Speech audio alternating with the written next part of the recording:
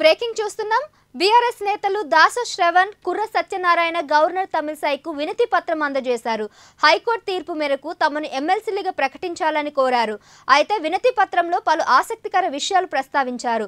తామిద్దరం RSS నేపథ్యం కలిగిన వారమని, విద్యార్థి దశలో ఏబీవీపీలో క్రియాశీలకంగా పనిచేశామని చెప్పుకొచ్చారు. తాము ఎన్నో సామాజిక సేవ కార్యక్రమాలు చేపట్టామని వినతి పత్రంలో ప్రస్తావించారు.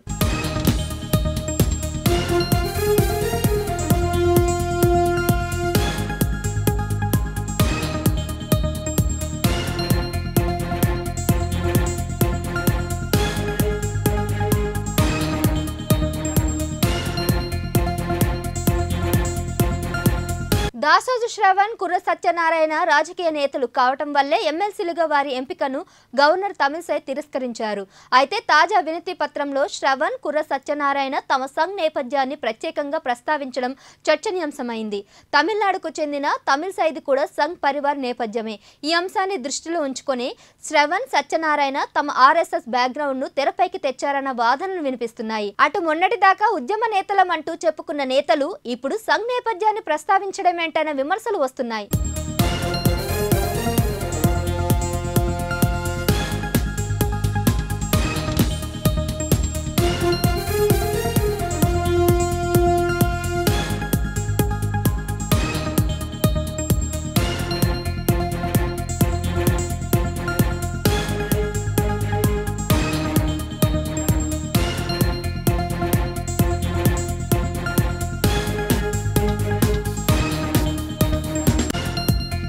బ్రేకింగ్ కి సంబంధించి మరింత సమాచారం మా కరెస్పాండెంట్ ప్రశాంత్ అందిస్తారు. ప్రశాంత్, చెప్పండి, బీఆర్ఎస్ నేతలు శ్రవణ్, సత్యనారాయణ సడన్ గా తమ ఆర్ఎస్ఎస్ నేపథ్యాన్ని చెప్పుకోవడాన్ని ఎలా అర్థం చేసుకోవాలంటారు? ఎస్ సహస్ర, బీఆర్ఎస్ సీనియర్ నేతగా ఉన్నారు ఇదైతే దాసో శ్రవణ్, అదేవిధంగా కుర్ర సత్యనారాయణకు సంబంధించి ఇద్దరు కూడా మనం గతంలో చూసాము. బీఆర్ఎస్ పార్టీ అధికారంలో ఉన్నప్పుడు వారిని ఎమ్మెల్సీ అభ్యర్థులుగా, గవర్నర్ కోటాలో ఎమ్మెల్సీ అభ్యర్థులుగా వాళ్ళని ప్రమోట్ చేశారు. మంత్రిమండలి కూడా నిర్ణయం తీసుకుంది. ఈ నిర్ణయానికి సంబంధించిన ప్రపోజల్ని కూడా గవర్నర్కు పంపారు. గవర్నరు వీరి యొక్క అభ్యర్థిత్వాన్ని తిరస్కరించిన నేపథ్యం కనబడ్డది. ఎందుకోసం మీరు తిరస్కరించారనేది కూడా ఇక బీఆర్ఎస్ పార్టీ నేతలతో పాటు వీరు కూడా అడిగిన నేపథ్యంలో ఇక గవర్నర్ ఒక విషయాన్ని తెర మీదకి తీసుకొచ్చారు. రాజకీయ నేపథ్యం ఉన్న వారికి గవర్నర్ కోటాలో ఎమ్మెల్సీలుగా ప్రమోట్ చేయడం అంటే నియమించడం కరెక్ట్ కాదు, కాబట్టి మీ యొక్క అభ్యర్థిత్వాన్ని మేము తిరస్కరిస్తున్నామనేది కూడా గవర్నర్ రాజ్భవన్ వర్గాలు కూడా చెప్పిన నేపథ్యం కనబడ్డది. ఆ తర్వాత ఇక వారి యొక్క అభ్యర్థన తిరస్కరించడం, ఆ తర్వాత పూర్తిగా ప్రభుత్వం మారడం. ఇటు తెలంగాణలో ఇక కాంగ్రెస్ పార్టీ ఎన్నికల తర్వాత కాంగ్రెస్ పార్టీ అధికారంలోకి వచ్చింది. అధికారంలోకి వచ్చిన తర్వాత మమ్మల్ని ఎందుకు ఎమ్మెల్సీలుగా అభ్యర్థిత్వాన్ని తిరస్కరించారని ఈ మూమెంట్ని కూడా తీసుకెళ్ళి కోర్టుకు విన్నవించుకున్న పరిస్థితి కనబడ్డది.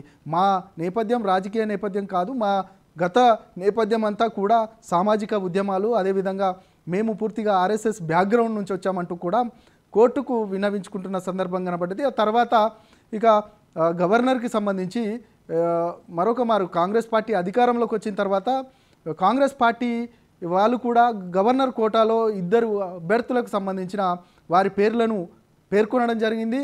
అందులో ఉద్యమ నేత అయిన కోదండరామ, అదేవిధంగా మీర్ అలీఖాన్కి సంబంధించిన ఇద్దరి పేర్లను గవర్నర్కు పంపించడం జరిగింది. ఆ తర్వాత గవర్నర్ వెంటనే ఆమోదించడం చకచకా జరిగిపోయిన నేపథ్యం కనబడ్డది. దీన్ని సవాల్ చేస్తూ ఖచ్చితంగా గవర్నర్ కోటాలో మేము ఎమ్మెల్సీ అభ్యర్థులుగా మమ్మల్ని ఎందుకు తిరస్కరించారు, ఇక కాంగ్రెస్ పార్టీ అభ్యర్థిత్వానికి సంబంధించిన అంటే కాంగ్రెస్ పార్టీ ఏదైతే సూచించిన వారి అభ్యర్థిత్వాన్ని మీరు ఎందుకు పూర్తిగా ఆమోదించారంటూ కూడా కోర్టుకు వెళ్ళిన సందర్భం కనబడ్డది. కోర్టులో గత 2 రోజుల క్రితమే హైకోర్టు కూడా ఒక తీర్పు ఇచ్చింది. ఇక ఏదైతే అప్పుడు బీఆర్ఎస్ పార్టీకి సంబంధించిన మంత్రిమండలి తీసుకున్న నిర్ణయాన్ని మరొక మారు గవర్నరు పూర్తిగా దాని సంబంధించిన విషయాన్ని కొంచెం చూసుకోవాలి. అదేవిధంగా ఖచ్చితంగా ఆ సూచనాప్రాయంగా ఇప్పుడున్న ప్రస్తుతం ఉన్న ఏదైతే మంత్రిమండలి నిర్ణయం తీసుకుంటే కూడా కొత్త వారికి అవకాశం ఇవ్వాలంటూ కూడా వీరి యొక్క అభ్యర్థిత్వానికి సంబంధించి వారి నేపథ్యం పూర్తిగా సామాజిక ఉద్యమాల నుంచి వస్తున్నారన్నది కాబట్టి మరొక మారు ఒకసారి పునరాలోచించాలనేది కూడా గవర్నర్కు కోర్టు సూచించిన పరిస్థితి కనబడ్డది.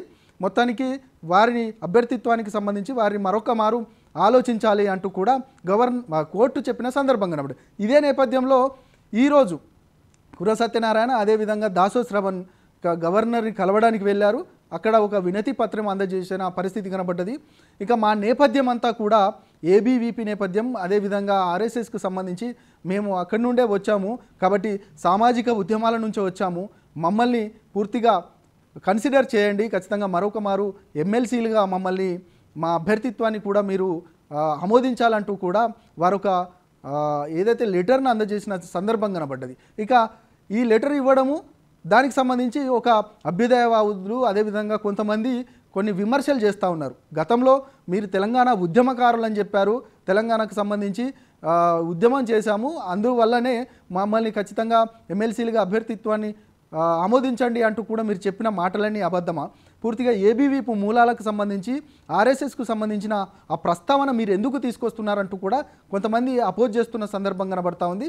అందులో ప్రధానంగా వీరు ఏదైతే పేర్కొన్నారో ఆ అంశాలకు సంబంధించి పూర్తిగా గవర్నర్ గతంలో ఏదైతే బీజేపీ పార్టీలో క్రియాశీలకంగా ఉన్నారో ఆమె యొక్క మూలాలు కూడా ఆర్ఎస్ఎస్కు సంబంధించిన మూలాలు ఉన్నాయి కాబట్టి ఆ ఎమ్మెల్సీలుగా మమ్మల్ని ప్రమోట్ చేయాలని కూడా వీరు కన్సిడర్ చేయాలనేది కూడా అందులో కొంత ఆమెకు సూచించిన పరిస్థితి కనబడతా ఉంది. ఆ లెటర్లో ఫుల్ ఫ్లెడ్జ్డ్గా ఆర్ఎస్ఎస్కి సంబంధించిన మేము కాబట్టి మమ్మల్ని కొంత కన్సిడర్ చేయాలనేది వారు చెప్తున్న సందర్భం కనబడుతుంది.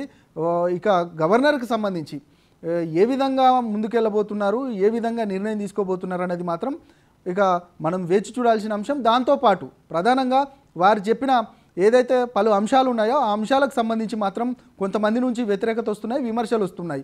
ఇక ఆమె కూడా అవే మూలాలు ఉన్నాయి కాబట్టి మీరు కూడా ఆర్ఎస్ఎస్ అని చెప్పుకోవడం వల్ల మిమ్మల్ని కన్సిడర్ చేస్తుందా అనేది కూడా చాలామంది దగ్గర నుంచి పలు విమర్శలు వస్తున్నాయి. మొత్తానికైతే ఏం జరగబోతుంది మరొక మారు ఇంకొక అంశానికి సంబంధించి ఇక మీరే ఈ లెటర్ని మీరే చేశారా, లేదు అధిష్టానం నిర్ణయం ప్రకారమే వారు ఈ లెటర్లో పొందుపరిచిన అంశాలను మీరు గవర్నర్కి ఇచ్చారా అంటూ కూడా చాలా విమర్శలు వస్తున్న నేపథ్యం కనబడుతుంది. ఒకవేళ అధిష్టానం బీఆర్ఎస్ అధిష్టానమే ఈ యొక్క నిర్ణయం తీసుకొని దానికి సంబంధించిన పలు అంశాలను అందులో ఉంచితే మాత్రం పూర్తిగా ఇటు బీఆర్ఎస్ అదేవిధంగా బీజేపీ కూడా చాలా దగ్గరగా ఉన్నాయని అనుకోవచ్చు అనేది కూడా చాలామంది విమర్శిస్తున్నారు. మొత్తానికైతే ఈ రెండు అంశాలకు సంబంధించి వారు ఏదైతే వినతి పత్రం ఇచ్చారో ఆ వినతి పత్రానికి సంబంధించి పలు విమర్శలు పలు ఆరోపణలు కూడా వస్తున్న నేపథ్యం కనబడతా ఉంది. వీటన్నిటికి సంబంధించి గవర్నర్ ఏ నిర్ణయం తీసుకోబోతుంది, ఒకవేళ ఎలాంటి నిర్ణయం వెలువడబోతుంది అనేది మాత్రం ఇప్పుడు ఇటు రాజకీయ వర్గాలలో అదేవిధంగా ఇంకా చాలామంది విశ్లేషించుకుంటున్నారు. ఏ విధమైన నిర్ణయం తీసుకోబోతుంది అనేది మాత్రం ఇప్పుడు ప్రస్తుతం ఉన్న ఒక హాట్ టాపిక్గా మనం చెప్పొచ్చు.